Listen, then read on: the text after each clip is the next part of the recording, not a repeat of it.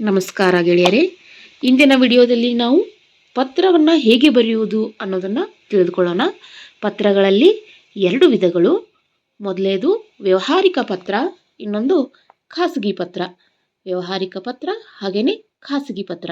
ಇಂದು ನಾವು ವ್ಯವಹಾರಿಕ ಪತ್ರವನ್ನು ಯಾವ ರೀತಿಯಾಗಿ ಬರೀಬೇಕು ಅನ್ನೋದ್ರ ಬಗ್ಗೆ ನೋಡೋಣ. ಇಲ್ಲಿ ಒಂದು ವಿಷಯ ಇದೆ. ಯಾರಿಗೆ ಬರಿತಾ ಇದ್ದೀವಿ ಅಂದರೆ, ವಿಷಯ: ನಿಮ್ಮ ಬಡಾವಣೆಯಲ್ಲಿ ಬೀದಿ ದೀಪ ಅಳವಡಿಸುವಂತೆ ಮಹಾನಗರ ಪಾಲಿಕೆಗೆ ಒಂದು ಪತ್ರ ಬರೆಯಿರಿ ಅಂತ ಇದೆ.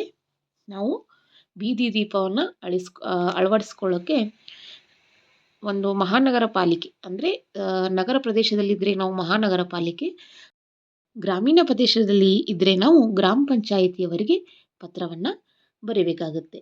ಇಲ್ಲಿ ಬೀದಿ ದೀಪ ಅಂತ ಕೊಟ್ಟಿದ್ದಾರೆ. ನಮಗೆ ಬೀದಿ ದೀಪ ಆಗಿರ್ಬೋದು, ರಸ್ತೆ ಆಗಿರ್ಬೋದು, ಅಥವಾ ಕುಡಿಯುವ ನೀರಿನ ಸಮಸ್ಯೆ ಆಗಿರ್ಬೋದು, ಇವೆಲ್ಲನೂ ಕೂಡ ನಾವು ಮಹಾನಗರ ಪಾಲಿಕೆಗೇ ಬರಿಬೇಕಾಗುತ್ತೆ.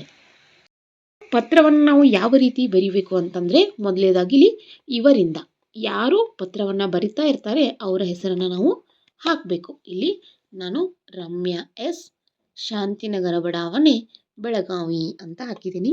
ಅಂದರೆ ಅವರ ಸಂಪೂರ್ಣವಾದ ಅಡ್ರೆಸ್ನ ಹಾಕಬೇಕು. ಅವರು ಯಾವ ನಗರದಲ್ಲಿ ಇರ್ತಾರೆ ಅದರ ಅಡ್ರೆಸ್ನ ನಾವು ಬರಿಬೇಕು. ಇನ್ನು ಯಾರಿಗೆ ಬರಿತಾ ಇದ್ದೀವಿ ಅನ್ನೋದನ್ನು ಕೂಡ ಬರಿಬೇಕು. ಯಾರಿಗೆ? ಅಧ್ಯಕ್ಷರು, ಮಹಾನಗರ ಪಾಲಿಕೆ ಬೆಳಗಾವಿ. ಅಧ್ಯಕ್ಷರು, ಮಹಾನಗರ ಪಾಲಿಕೆ ಬೆಳಗಾವಿ, ಇವರಿಗೆ ನಾವು ಪತ್ರವನ್ನು ಬರಿತಾ ಇದ್ದೀವಿ. ನಂತರ ನಾವು ಇಲ್ಲಿ ವಿಷಯವನ್ನು ಕೂಡ ಹಾಕಬೇಕಾಗತ್ತೆ. ವಿಷಯ ಏನಂತಂದರೆ, ಬೀದಿ ದೀಪ ಅಳವಡಿಸುವ ಕುರಿತು. ಬೀದಿ ದೀಪ ಅಳವಡಿಸುವ ಕುರಿತು ನಾವಿಲ್ಲಿ ಹಾಕಬೇಕಾಗತ್ತೆ. ನೀರಿನ ಸಮಸ್ಯೆ ಇದ್ದರೆ ನೀರಿನ ಸಮಸ್ಯೆ, ರಸ್ತೆ ಸಮಸ್ಯೆ ಇದ್ದರೆ ರಸ್ತೆ ಸಮಸ್ಯೆ ಅಂತ ಇಲ್ಲಿ ಹಾಕಬೇಕು. ಇನ್ನು ಮ್ಯಾಟರ್, ವಿಷಯ ಏನಂತ ಬರೀಬೇಕು ಅಂತಂದರೆ, ಮಾನ್ಯರೇ. ನಾವು ಇಲ್ಲಿ ಮೊದಲನೇದಾಗಿ ಮಾನ್ಯರೇ ಅಂತಾನೆ ಅವರಿಗೆ ಸಂಬೋಧಿಸಬೇಕಾಗುತ್ತೆ. ಮಾನ್ಯರೇ, ಮೇಲ್ಕಂಡ ವಿಷಯಕ್ಕೆ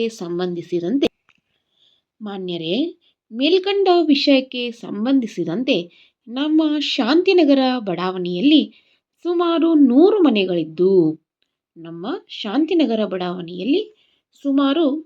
ಮನೆಗಳಿದ್ದು, ಬೀದಿ ದೀಪಗಳಿಲ್ಲದೆ ಜನರಿಗೆ ತುಂಬ ಸಮಸ್ಯೆ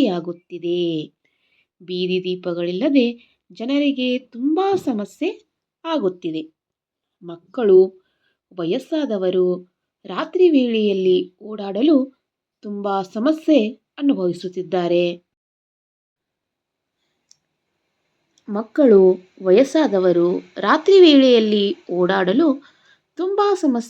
ಅನುಭವಿಸುತ್ತಿದ್ದಾರೆ.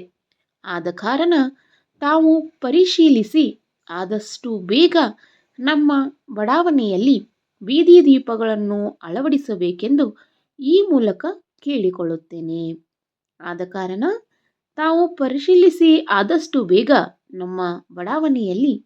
ಬೀದಿ ದೀಪಗಳನ್ನು ಅಳವಡಿಸಬೇಕೆಂದು ಈ ಮೂಲಕ ಕೇಳಿಕೊಳ್ಳುತ್ತೇನೆ. ಧನ್ಯವಾದಗಳೊಂದಿಗೆ ಇಂತಿ ತಮ್ಮ ವಿಶ್ವಾಸಿ. ಇಲ್ಲಿ ನೋಡಿ, ಧನ್ಯವಾದ ಅಂತ ಬರೆದು ಇಂತಿ ತಮ್ಮ ವಿಶ್ವಾಸಿ, ಯಾರು ಪತ್ರವನ್ನು ಬರೀತಿರ್ತಾರೆ ಅವ್ರ ಹೆಸರು ಬರೆದು ಸೈನ್ ಮಾಡಬೇಕು. ರಮ್ಯಾ ಎಸ್. ಇಲ್ಲಿ ರಮ್ಯಾ ಅನ್ನೋರು ಪತ್ರ ಬರಿತಾ ಇದ್ದಾರೆ, ಹಾಗಾಗಿ ರಮ್ಯಾ ಎಸ್. ಹಾಗೆ ಕೆಳಗಡೆ ನಾವು ಸ್ಥಳ ಹಾಗೆ ದಿನಾಂಕವನ್ನು ಕೂಡ ಬರೀಬೇಕಾಗುತ್ತೆ. ಸ್ಥಳ ಬೆಳಗಾವಿ, ದಿನಾಂಕ 24/7/2024. ಈ ಮಾಹಿತಿ ಇಷ್ಟ ಆಗಿದ್ರೆ ದಯವಿಟ್ಟು ಲೈಕ್ ಮಾಡೋದಕ್ಕೆ ಮರಿಬೇಡಿ. ಹಾಗೆಯೇ ಸಬ್ಸ್ಕ್ರೈಬ್ ಮಾಡಿ, ಶೇರ್ ಮಾಡಿ. ಇನ್ಯಾವುದಾದ್ರೂ ವಿಷಯದ ಬಗ್ಗೆ ನಿಮಗೆ ಮಾಹಿತಿ ಬೇಕಾಗಿದ್ದರೆ ಕಮೆಂಟ್ ಮಾಡಿ ತಿಳಿಸಿ. ಧನ್ಯವಾದಗಳು.